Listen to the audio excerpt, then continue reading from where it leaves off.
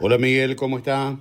¿Qué tal, Pablo? El otro día lo escuché cantar, ¿eh? Muy bien lo suyo, ¿eh? Ah, bueno, me alegro. Me encantó, lo que me daba ganas de preguntarle, ¿qué le gana? Si pudiera tener libre elección, si el economista o el cantante, ¿qué puede? Y sí, las dos tienen lo suyo, no sé si hay una que gana. ¿Qué parte emocionante tiene la parte de economía que para algunos nos resulta tan complicada o tan difícil de entender?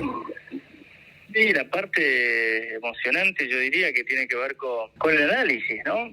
Parece que la faceta analítica, para aquellos a quienes nos gusta, bueno, tiene un Ujú. gran desafío. ¿Puede sobrevivir en el tiempo un país? Parece que siempre está en una montaña rusa. Bueno, definitivamente la política es la que tiene que entender que hay que hacer cambios de fondo.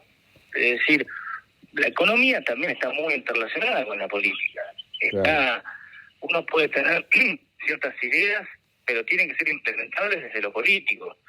Y eso es lo que, cuando vemos que los políticos están preocupados más por seguir gastando y seguir subiendo impuestos, bueno, es una gran contradicción, ¿cierto? Porque no hay actividad privada que pueda crecer cuando está tan castigada a través de impuestos y regulación.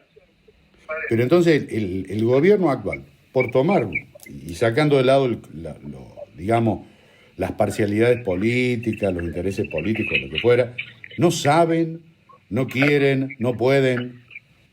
Es una mezcla de cosas.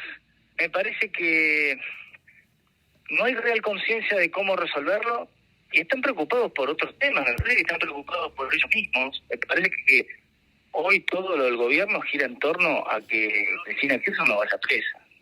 Básicamente, a que no avance no vamos a decir más que presa o no presa, a que no avance la agenda judicial. Claro. Para eso tienen toda una agenda de cortísimo plazo para llegar a las elecciones con la mayor chance posible, ¿no? Pero no hay otra cosa. Me parece que se vive en un cortoplacismo total cuando se cierran las exportaciones de carne, nada más que para contener el precio por unas semanas, hipotecando después todo lo que es el crecimiento de las cabezas de ganado. Eso demuestra que se vive con una miopía absoluta.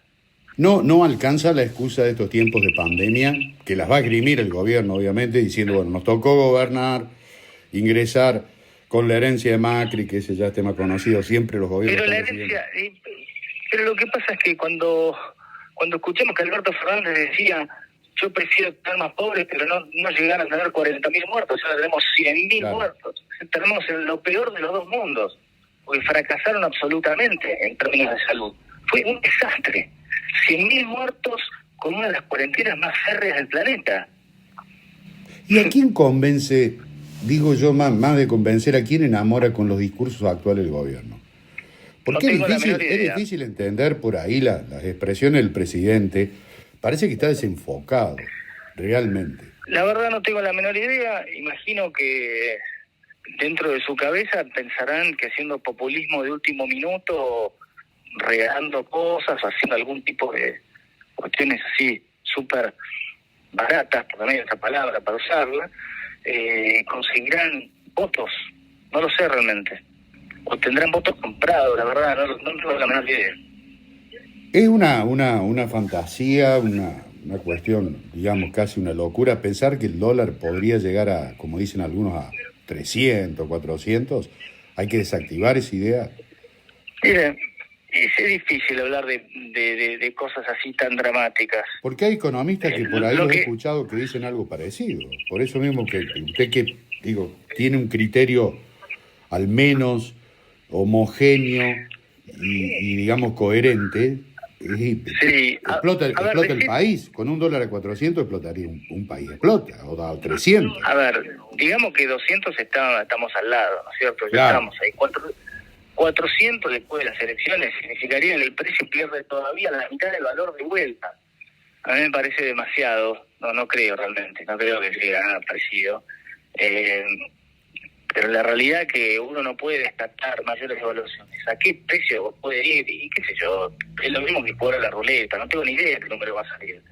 Lo que sí queda claro, y tenemos que entender, que desde que salimos de la convertibilidad para acá, desde el 1 a 1 llegamos a 200 a 1.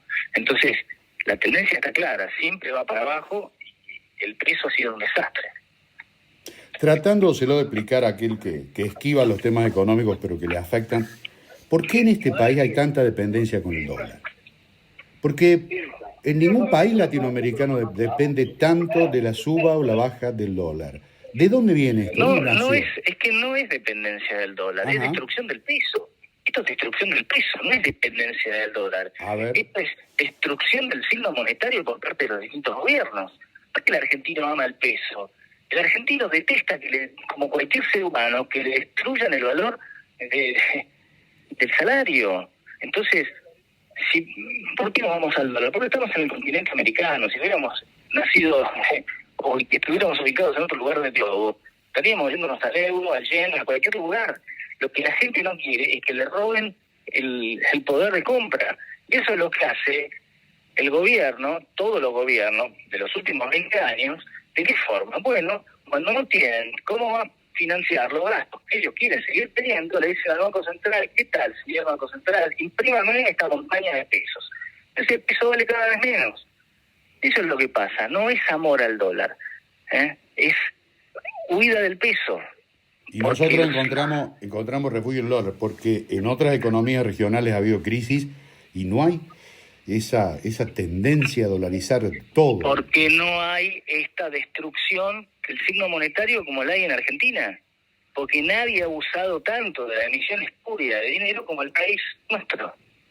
Es básico aquello de que aumentan sueldos y de repente el empleado, el que todavía trabaja, dice, bueno, me va a servir, y aumentan los servicios, aumentan los productos. ¿Cómo salimos de esta encerrona? Y el tema concreto, el título sería inflación. ¿Cómo se frena? Bueno, la inflación, ¿te imaginas, Pablo, que no puedo resolvértelo en 2 minutos? No, pero acá no hacemos nada. Y escuchaba también a alguien decir, en el 2001 había bronca, hoy hay resignación. ¿Comparte ese concepto, Miguel? Yo creo que sí, pero tiene que ver con el hecho de que hay que cambiar un montón de cosas de forma. Esto no hay soluciones mágicas. Cuando leo que algunos dicen, no, lo que hay que hacer es dolarizar, eso me parece casi como creer en el Chapulín Colorado. No es que lo viene alguien, dolariza y entonces hasta se resuelven todos nuestros problemas. A ver, hay un montón de temas, pero desde que el gobierno está, no ha habido una sola medida tendiente a explicar cómo Argentina va a crecer. Y vamos a hacerlo muy simple. Si hay la misma cantidad de bienes y duplicamos la cantidad de papelitos dando vuelta, los precios de esos bienes van a duplicarse también. Entonces, esto no se trata de sacar a la gente de la pobreza imprimiendo billetes. Esto es lo mismo que creer que regalando diplomas sacaríamos a la gente de la ignorancia, ¿no? Y eso no funciona así. Claro. Entonces, de esa misma manera, que queda bastante obvio, y a través de la impresión de papel moneda, a través de la impresión de papelitos, no es que la gente se vuelve más rica y sale de la pobreza. Entonces, lo que pasa es que, en definitiva, es un engaño. Cuando no hay recursos y simplemente alguien imprime pesos que no tienen ningún valor, es literalmente papel pintado. Y papel pintado, si a la gente le damos hoy el doble de plata que la que tiene, pero la cantidad de bienes es la misma, los precios van a duplicarse, porque no hay bienes para comprar con esos pesos.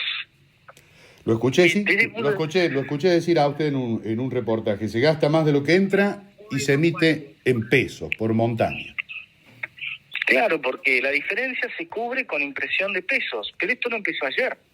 Esto viene, estrictamente viene de 1816 a la fecha, que hubo 10 años de superávit fiscal. Los políticos de la Argentina, peronistas, radicales, militares, cambiemos, el que usted diga, han todo gastado más de lo que le entra. Hasta que no cambiemos eso, no hay forma de parar la inflación, porque la inflación es producto de imprimir papel que no se condice con la cantidad de bienes que van creciendo en la economía.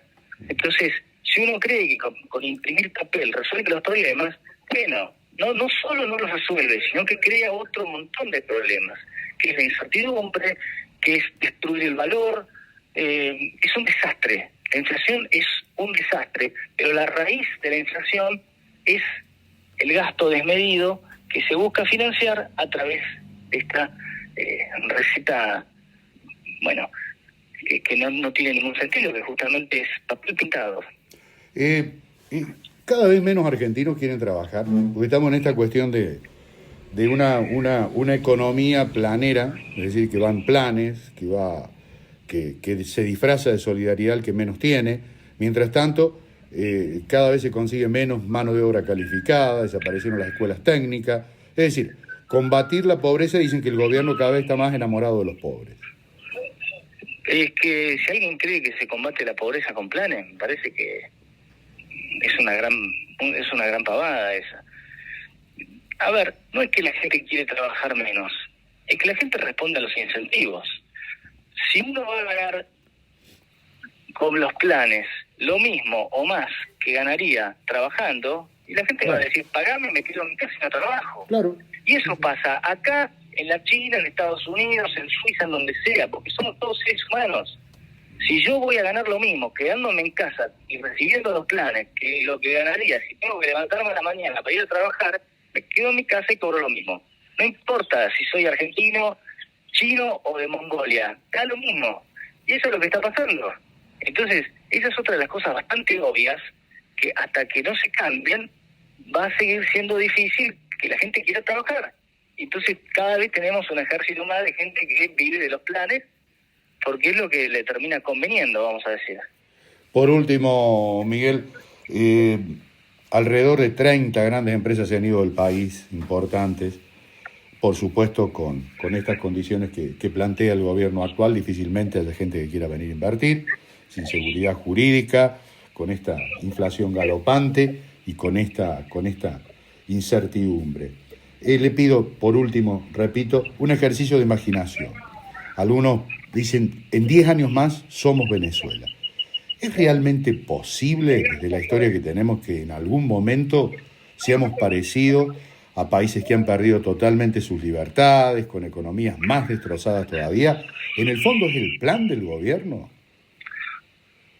Honestamente yo no creo que sea el plan del gobierno, pero acá se cruza mucho lo que uno cree y lo que uno quiere. Entonces, yo me cuesta mucho pensar que podamos ser Venezuela.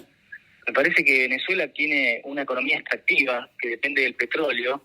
Argentina no tiene eso. Si vos querés cosechar, vas a tener que trabajar. Entonces, es difícil pensar que se puede destruir todo y seguir siendo viable. En Venezuela uno puede destruir todo y si saca petróleo, alguien va a tener ingresos. En Argentina no pasa algo tan parecido. Eso es lo que yo encuentro como distinto. Ahora, que se puede seguir perjudicando a la economía, que se puede seguir perjudicando a la gente, que se puede seguir echando empresas, sí, por supuesto. Se puede seguir haciendo. Hoy tenemos 170 impuestos. Si los políticos son tan genios que pasan a tener 240 impuestos, bueno, no va a quedar nadie, toda la economía va a estar en negro. Entonces, para pensar en disparates, sí, los políticos son los maestros de crear estupideces, ¿no? Y ahora sí, por último, ¿es resignación, hastío, cansancio? Porque falta reacción. Estamos hablando de la desaparición de una clase media, cada vez menos representativa. Salimos a festejar por Argentina, por un triunfo que digamos, nos involucra a todos, pero por mucho menos, hay gobiernos que las han pasado muy mal ante situaciones como estas. ¿Qué le pasa al argentino medio? ¿Qué foto ves, Miguel? No tengo la respuesta a eso. Esa es una respuesta más para un sociólogo. La verdad es que el argentino ha salido a hacer distintas protestas a lo largo del último año y los políticos literalmente las han ignorado. Me parece que el único camino es las urnas.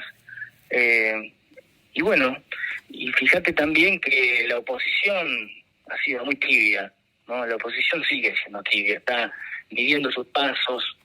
Entonces, esa combinación de la dirigencia que ignora las protestas de la gente y la oposición tibia es un cóctel que da la resignación.